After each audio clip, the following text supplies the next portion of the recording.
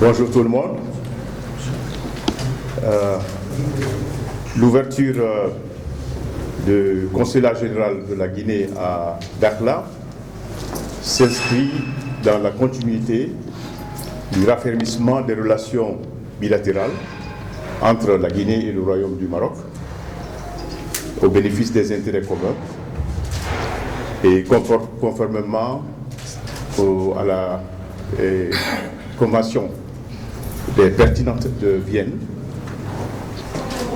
Et il faut voir dans cette ouverture de consulat général ici un acte souverain de la Guinée qui traduit et qui concrétise une fois encore les positions prises et exprimées par la Guinée non seulement au sein des Nations Unies et de l'Union africaine, mais aussi dans d'autres forats internationaux, positions qui tendent à réaffirmer la souveraineté et l'intégrité territoriale du Royaume du Maroc. Donc, je voudrais ici vous rassurer que la Guinée continuera sur cette position.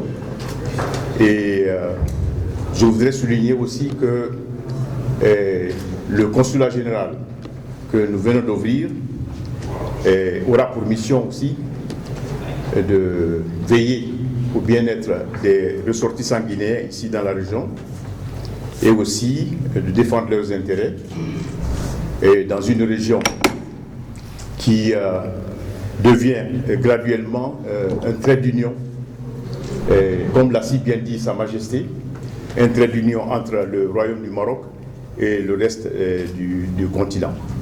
Donc, une fois encore, je remercie mon collègue ministre Borita pour non seulement l'accueil chaleureux que dont nous jouissons, et aussi de toutes les dispositions qui ont été prises pour l'établissement du consulat.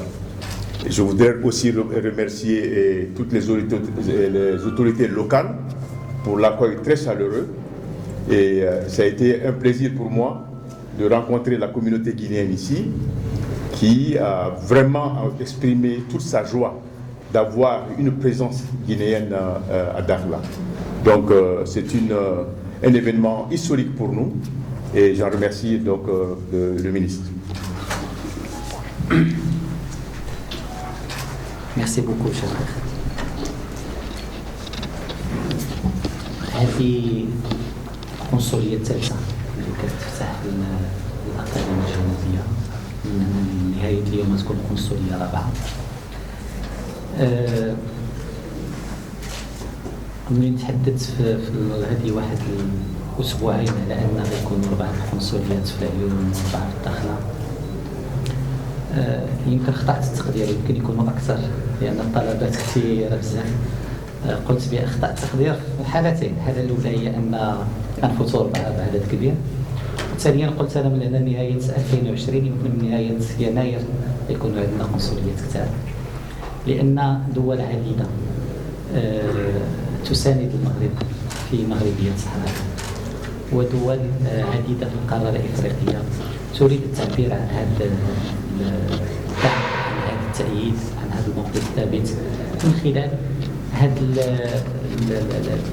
الفعل القانوني الدبلوماسي الرمزي اللي هو فتح قنصليات في الأقاليم الجنوبية.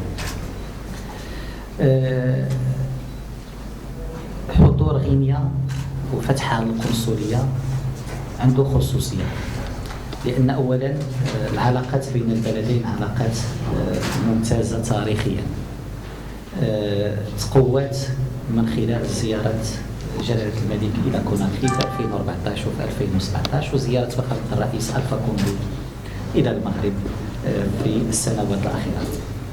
علاقات مبنية على أسس تاريخية قوية، على علاقات إنسانية وطيدة، وعلى يعني واحد التفاهمات حول كل القضايا الإقليمية.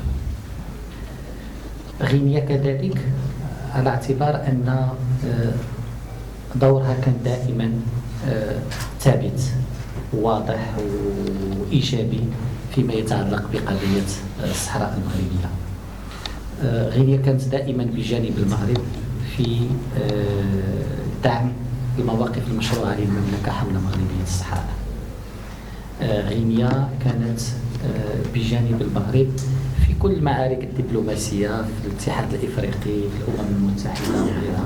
كانت دائما غينيا عندها موقف ثابت، وبالتالي فتح القنصلية اليوم كيجي امتداد لهذه المواقف الثابتة لغينيا منذ نشأة هذا النزاع الإقليمي المفتعل حول مغربية الصحراء. غينيا عندها رمزية كذلك لأن غينيا كان عندها دور كبير، وفخامة الرئيس ألفا كوندي كان عنده دور أساسي في عودة المغرب إلى الاتحاد الإفريقي. عودة المغرب إلى الاتحاد الإفريقي تمت بمطرقة غينيا وتحت رئاسة فخامة الرئيس ألفا كوندي للاتحاد الإفريقي، وبالتالي حضور غينيا عنده هذه الخصوصية وعنده هذه الأهمية. حضور غينيا كذلك عنده فتح القنصلية اليوم في الداخلة عنده الخصوصية لتواجد مئات من الغينيين هنا في مندمجين